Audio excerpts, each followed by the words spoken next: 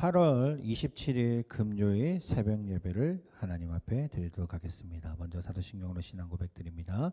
전능하사 천지를 만드신 하나님 아버지를 내가 믿사오며 그 외 아들 우리 주 예수 그리스도를 믿사오니 이는 성령으로 잉태하사 동정녀 마리아에게 나시고 본디오 빌라도에게 고난을 받으사 십자가에 못 박혀 죽으시고 장사한 지 사흘 만에 죽은 자 가운데서 다시 살아나시며 하늘에 오르사 전능하신 하나님 우편에 앉아 계시다가 저희로서 산자와 죽은 자를 심판하러 오시리라. 성령을 믿사오며 거룩한 공회와 성도와 서로 교통하는 곳과 죄를 사하여 주시는 곳과 몸이 다시 사는 곳과 영원히 사는 것을 믿사옵나이다. 아멘.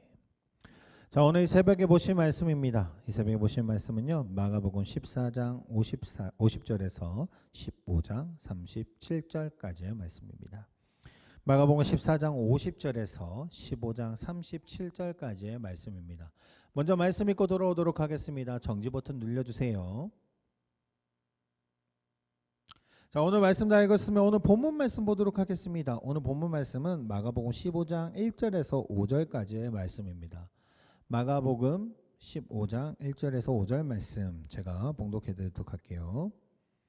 새벽에 대제사장들이 즉시 장로들과 서기관들 곧 온 공회와 더불어 의논하고 예수를 결박하여 끌고 가서 빌라도에게 넘겨주니 빌라도가 묻되 내가 유대인의 왕이냐? 예수께서 대답하여 이르시되 내 말이 옳도다 하시매 대제사장들이 여러 가지로 고발하는지라 빌라도가 또 물어 이르되 아무 대답도 없느냐? 그들이 얼마나 많은 것으로 너를 고발하였는가 보라 하되 예수께서 다시 아무 말씀으로도 대답하지 아니하시니 빌라도가 놀랍게 여기더라.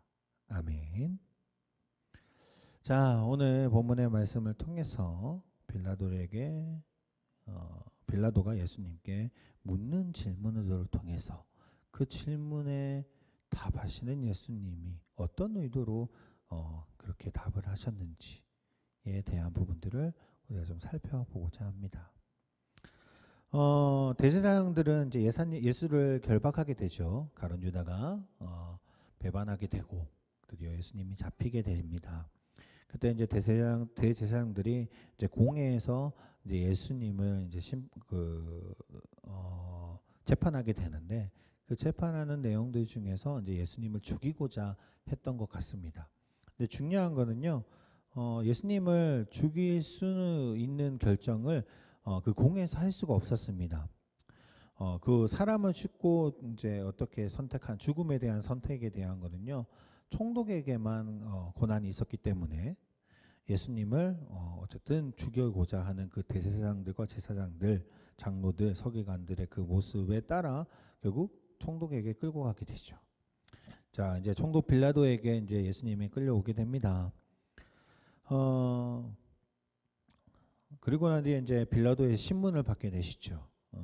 유대 지도자들과 크게 다를 바 없는 그 질문들이 이제 진행이 됩니다. 자, 이제 예수님이 동일하게 자신을 향해서 유대인의 왕이냐라는 묻는 질문에 예수님은 이렇게 이야기하시죠. 내가 말하였다라고 이야기합니다. 그리고 다른 질문에 대한 부분에서는 절대 답하지 않으시고 침묵하셨다라고 이야기를 하시죠.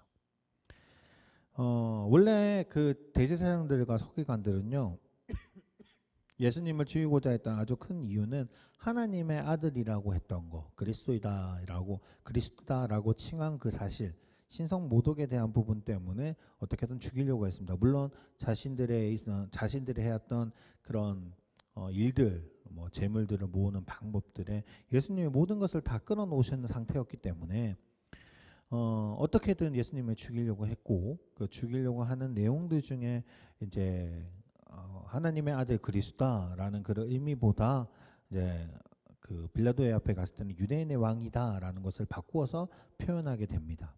그 이유가 분명히 있습니다. 왜냐하면 그 하나님의 아들 그리스도라고 해서는 그 빌라도가 죽일 이유가 없었습니다. 로마 사람들이 뭐 하나님을 믿는 것도 아니고 신성 모독에 대한 부분도 아니었지만, 근데 유대인의 왕이다라고 하면은 다른 부분이죠. 왜냐하면 정치범이 되는 것이고 반란죄가 되어버리기 때문입니다. 그래서 유대인의 왕이다라는 말을 쓰게 되고 빌라도 그렇게 물어봤을 때 예수님은 그것에 대해서 긍정적으로 이야기를 하시죠. 대제사장은 여러 가지의 이유를 가지고 예수님을 고발하게 됩니다. 그러나 예수님은요, 유대인의 왕이다라는 질문에 대한 것에 외에는 아무 대답도 하지 않으시죠. 자, 이렇게 침묵하는 예수님에 대해서 빌라도는 적지 않게 놀랐던 것 같습니다.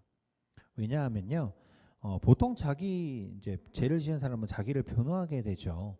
여러 가지 변호를 통해서 어떻게든 자신이 죄가 아니다라는 것을 이야기를 하게 되는데, 빌라도가 생각하기에 예수님의 상태를 보면, 예수님 모습을 보면 아무 죄가 없거든요. 도대체 죄를 지었다라는 그런 증거도 없고, 저 사람들은 뭐 대제사장들과 이야기하기로는 어떻게든 죽인다라는 것을 이야기하려고 여러 가지 말을 하게 되지만, 증거상으로 예수님은 전혀 뭐 죄가 없는 사람이거든요. 그래서 예수님이 스스로 자신의 변론만 한다면, 자기가 유대인의 왕이다라는 것에 대한 부분만 부정만 하게 되면 무죄입니다.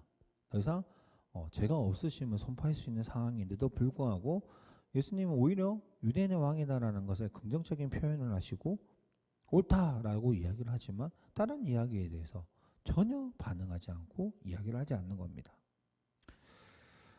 예수님이 왜 그렇게까지 하셨느냐라고 묻는다면 예수님이 이미 당시에 이 땅에 무엇을 위해 오셨는지 스스로 알고 계셨다라는 겁니다. 그리고 자신이 해야 할 일이 바로 이렇게 침묵해서 십자가의 길을 향하는 것임을 알고 계셨다라는 사실이죠. 자, 이 사실을 알면서도 끝까지 침묵하셨던 겁니다. 왜요? 죽음의 길을 간다는 거 얼마나 마음이 힘들겠습니까? 아무리 하나님의 아들이고 하나님이시다라고 하더라도요, 인간의 몸으로 오신 것이 예수님이십니다. 다시 말하면 인간의 고통과 아픔을 느끼시는 분이라는 겁니다. 자, 그렇다면 십자가에 못 박힌다는 것 스스로 알고 계셨다라고 하면 그 십자가가 뭔지는 아시잖아요. 그 시대에 있어서 최고의 사형제도에 쓰이는 도구였습니다. 사람을 바로 이렇게 목을 잘라서 죽이면 잠깐의 고통은 있지만 이제 고통 없이 죽는 거잖아요.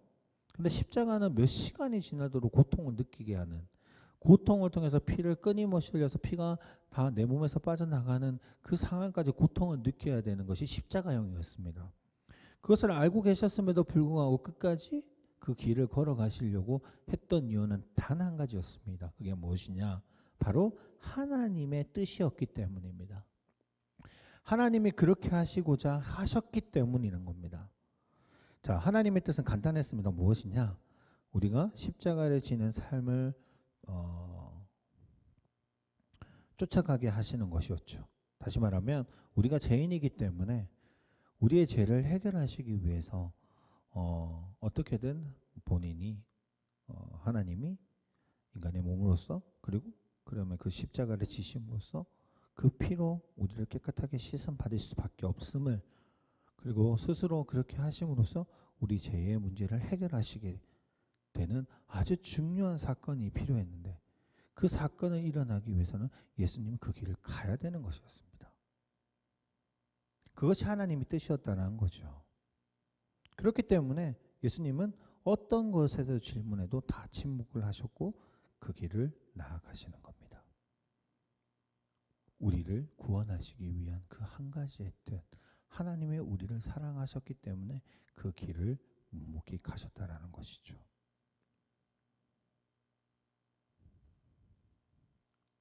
때로는요, 침묵하며 나아가는 것이 너무나도 어려울 때가 있습니다. 그러나 하나님의 뜻이라면 이를 참고 감당해야 할 것이죠.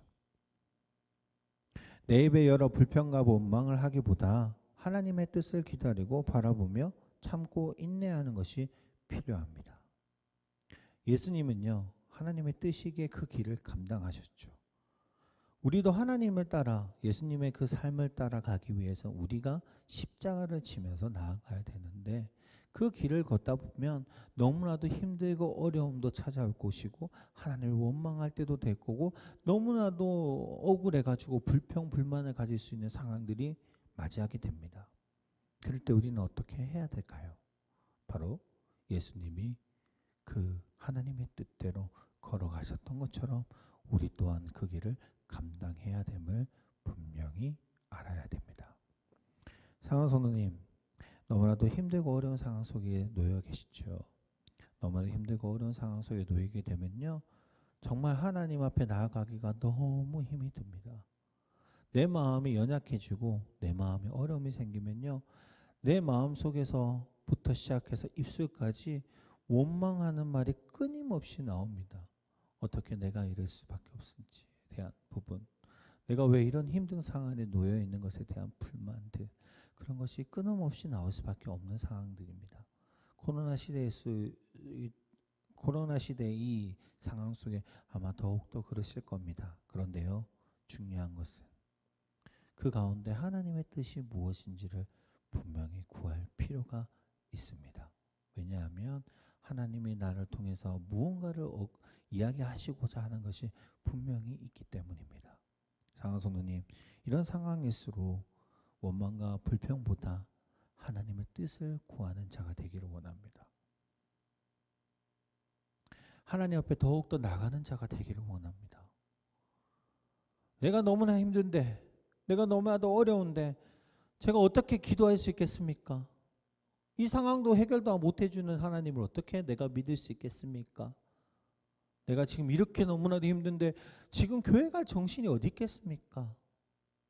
이런 것보다 내가 너무나도 힘든 상황에 놓여 있습니다.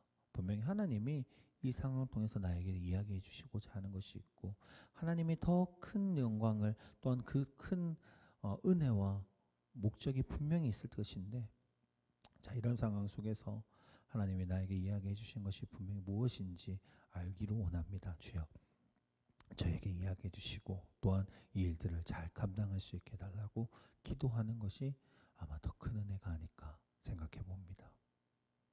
사랑하는 성도님, 오늘 하루는요, 하나님 앞에 나아가서 하나님이 주시는 은혜와 뜻을 구하는 자가 되기를 원합니다. 그러면요, 분명히 하나님이 응답해 주실 것입니다. 그 힘든 가운데서 하나님은 분명히 우리에게 좋은 방향을 제시해 주실 것입니다. 또한 한 가지 더 있는 것은, 우리가 생각하는 이성적인 방법보다 하나님은 더 큰 은혜, 나를 위한 것이 아닌 모든 사람들을 위한 방법들도 제시해 준다는 그 사실을 꼭 기억하시면서 오늘 하루는 기쁨과 은혜가 넘쳐나는 하루가 되시기를 소원합니다. 기도하겠습니다. 하나님 아버지, 감사합니다. 언제나 함께 하시는 주님, 주님의 은혜를 구하고자 합니다. 하나님의 뜻을 구하고자 합니다. 주여, 오늘 하루는 주님이 인도해 주시는 삶대로 살아갈 수 있게 주님이 도와주시고, 너무나도 힘든 가운데 있지만 하나님이 주시는 기쁨으로 넘쳐날 수 있는 하루가 될 수 있도록 주님이 축복하여 주시옵소서. 저희 사랑하는 가은교회 성도님들 기억하여 주시고, 또한 이 새벽에 기도하며 나아갈 때에 주님이 응답해 주시고, 또한 응답함의 그 감사함 속에서 오늘 하루를 잘 감당할 수 있는 믿음의 백성들이 될 수 있도록 주님이 인도하여 주시옵소서. 이 모든 말씀 예수 그리스도 이름으로 기도드립니다. 아멘. 하늘에 계신 우리 아버지여, 이름이 거룩히 여김을 받으시오며 나라의 마옵시오며 뜻이 하늘에서 이룬 것 같이 땅에서도 이루어지리다. 오늘날 우리에게 일용할 양식을 주옵시고, 우리가 우리에게 죄 지은 자를 사하여 준 것 같이 우리의 죄를 사하여 주옵시고, 우리를 시험에 들게 하지 마옵시며 다만 악에서 구하옵소서. 대개 나라와 권세와 영광이 아버지께 영원히 있사옵나이다. 아멘.